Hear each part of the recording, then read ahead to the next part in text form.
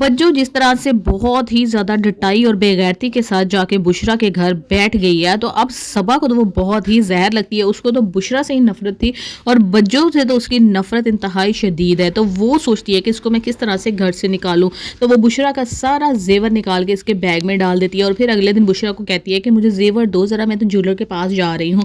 तो बुशरा जब देखती है उसके डब्बे खाली, उसको पता है कि बज्जो के पास ही मेरा ज़ेवर होगा।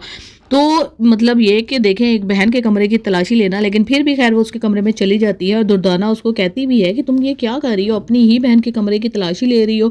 तो वो उसको कहती है कि मुझे बहुत बुरा लग रहा है कि मैं अपनी बहन के कमरे की तलाशी ले रही हूँ, लेकिन मुझे पता है कि बज्जो इस किस्म की हरकत कर सकती है, क्योंकि वो कोई भी हरकत कर सकती है किसी भी किस्म की, उसे किसी की इज्जत की परवाह ही नहीं होती कभी। खैर जी, बुशरा इतनी घटिया निकलती है कि अपनी बहन की इज्जत की बिल्कुल परवाह नहीं करती। हालांकि ये भी कह सकती थी कि हाँ, मैंने सारा जेवर डब्बों में से निकाल के एक जगह रख दिया था और फिर मुझे भूल गई, लेकिन अब मैं निकाल लाई हूँ। लेकिन नहीं, वो बताती है कि बज्जो ने अपने बैग में रख लिया था।